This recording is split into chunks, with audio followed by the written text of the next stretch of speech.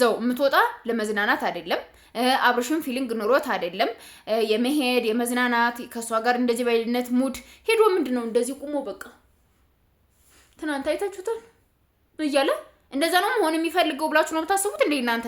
አብርሽ ሄዶ ካልተዝናና ምን ካላረገ ሄዶ ቅርስ ነው የሚቀመጠው። እሷ ደግሞ እንደፈለገች ከኤፍሬም ጋር ሲጀመር ቤት ውስጥ በጣም ከባድ የሆነ ኤፍሬም ይመታዋል፣ ሩታም ትመታዋለች። ይሄ ልጅ ግን ከነሱ እንዳይርቅ ደግሞ የተደረገበት ነገር አለ።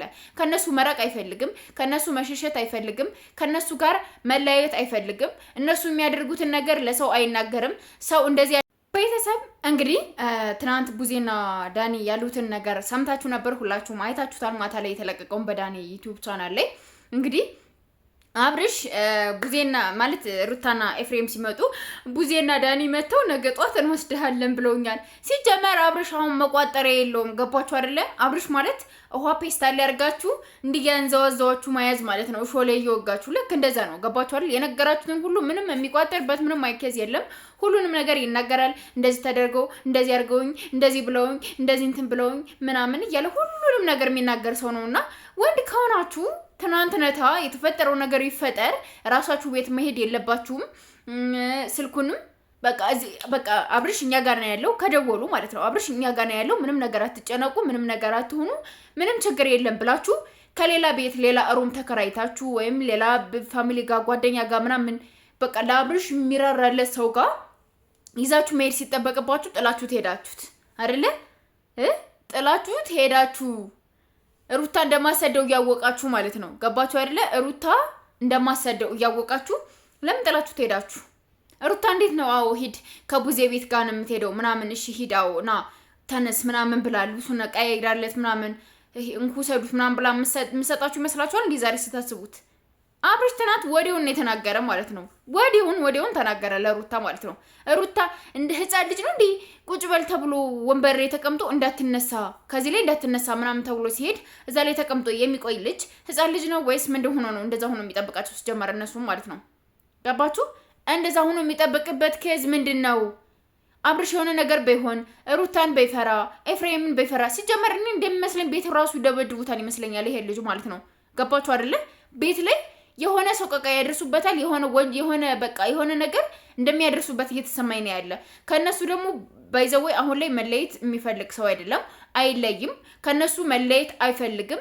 እንደፈለገው ቢቀጠቀጡት፣ እንደፈለገው ቢደበድቡት፣ እንደፈለገ ቢያደርጉት ከነሱ ፊት የሚርቅ ሰው ከነሱ ፊት የሚሸሽ ሰው አይደለም። ገባችሁ አይደለ?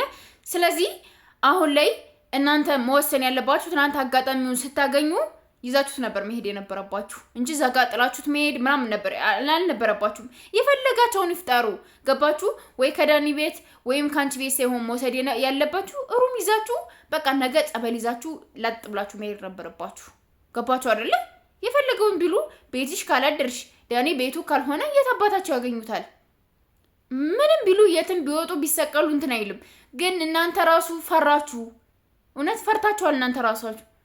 ምን እንደሚያስፈራችሁ አላቅም፣ ምን እንደሆናችሁ አላቅም። ብቻ እናንተ ራሱ ፈርታችኋል። ያረጋችሁት ያለው ነገር ልክ አይደለም፣ አግባብም የለውም። ገባችሁ አይደል? ለአብርሽ መድረስ ባለባችሁ ሜትድ መሆን ሲገባችሁ እናንተ ግን እየደረሳችሁለት አይደለም። ማለት እኔ እንጃ አላቅም፣ ለኔ ብቻ ይሁን ለሌላው ሁላ ይሁን አላቅም። ብቻ ግን እናንተ ድፍረት እየወሰዳችሁ አይደለም፣ ደፋር እየሆናችሁ አይደለም። ሩታ የፈለገው መሆን ትችላለች። ገባችሁ? አደንዝዛ አፍዝዘው ውጭ ሀገር ይዘው ሂዳ እዘው ጥለው ለቁሪያ ልትመጣላችሁ እንደ ልጁ የፈለገውን ነገር ቢሆን ስልክ ማያነሳ እንደዚህ ነው የማይሆን ምናምን የሆነ ቦታ ጥለውት ቢመጡ ምን ልትሉ ነው እንደዚህ የምትሉት? ውጭ ሀገር ነው የምንሄድ የሚሉ እኮ አውቀው ነው። ገባችሁ? አብርሽን ከሀገር አስወጥተው የሆነ ቦታ ጥለው መጥተው ኤፍሬም እና ሩታ እንደፈለገ ሊሆኑ እኮ ነው። እናንተ ግን ለአብርሽ እየደረሳችሁለት አይደለም፣ ለአብርሽ እንትን እያላችሁለትም አይደለም። ሄርሜላ ደግሞ ፍቅር ብቻ ሳይሆን የልጁን ጤና ነው መጀመሪያ መጣር ያለብሽ። ለልጁ ጤና መሮጥ አለብሽ። ልጁ ምን እየሆነ ነው ያለው? ታሟል ወይ? ምንድነው የሆነው? ምናምን የሚለው ነገር በደንብ አድርገሽ ከነሱ ጎን ሆነሽ በደንብ ይሄን ነገር ብታስቢበትና ብታዩ በጥሩ ሁኔታ አሪፍ ነው ብዬ አስባለሁ። ከዛ ውጭ ግን እንደዚህ ተደርጎበት እንደዚህ ሆኖ ፍቅሬን እንትን ብሎኝ ምናምን ፍቅር ይቆያል። ገባሽ? ፍቅር ነገ ይመጣል። መጀመሪያ ጤና ነው ሊቀድም የሚችለው ማለት ነውና በደንብ አድርጌ አሳስቧችሁ ሩታ አብርሽን ከሀገር ይዘው የምትወጣ ለመዝናናት አይደለም። አብርሽም ፊሊንግ ኑሮት አይደለም የመሄድ የመዝናናት ከሷ ጋር እንደዚህ በይነት ሙድ ሄዶ ምንድነው እንደዚህ ቁሞ በቃ ትናንት አይታችሁታል እያለ እንደዛ ነው መሆን የሚፈልገው ብላችሁ ነው የምታስቡት እንዴ እናንተ? አብርሽ ሄዶ ካልተዝናና ምን ካላረገ ሄዶ ቅርስ ነው የሚቀመጠው። እሷ ደግሞ እንደፈለገች ከኤፍሬም ጋር ሲጀመር ቤት ውስጥ በጣም ከባድ ይሆነ ኤፍሬም ይመታዋል፣ ሩታም ትመታዋለች። ይሄ ልጅ ግን ከነሱ እንዳይርቅ ደግሞ የተደረገበት ነገር አለ።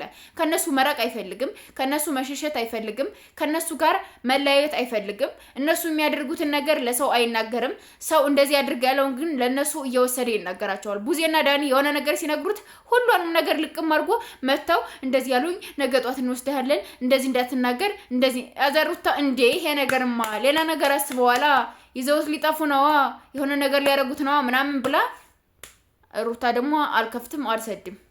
ገባችሁ? መታችሁ ማየት ከፈለጋችሁ መጫወት ከፈለጋችሁ ከቤቴ ቁጭ ብላችሁ ተጫወች ከናፈቀሽ ወንድምሽ። እንደዛ ነው ያለቻት ሩታ ማለት ነው። ገባችሁ አይደለ? ስለዚህ ትናንት ነበር ይዛችሁ መውጣት የነበረባችሁ። ትናንት የፈለገው ነገር ቢሆን መኪናችሁን በዳኒ መኪና ያዘሽ ላጠርገሽ እዛም በኋላ ወይም የሆነ ቦታ ሆቴል አድራችሁ ምናምን ነገ ጧት ዛሬ ጧት ስጉሯል ወይም ሰጉሯ ወይም ሰሚናሽ ወይም የሆነ ቤት በቃ ጸበል ወስዳችሁ 3 ቀን ምናምን ማስጠመቅ ነበረባችሁ። ስለዚህ ስተቱ የአብርሽ ሳይሆን የእናንተ ነው። አብርሽ በሆኑ ሰዓት ፔስታል ነው። አፉን ብትይዙት እንኳን በቂጡ ይተነፍሳል ሰው የሚለውን ነገር። ሩታና ኤፍሬም የሚሉትን ነገር ግን ምንም ነገር አይናገርም ለሰው። ለማንኛውም እወዳችኋለሁ፣ አክብራችኋለሁ። መልካም ቆይታ ይሁንላችሁ። ሰብስክራይብ ማድረጋችሁን አትርሱ። ባይ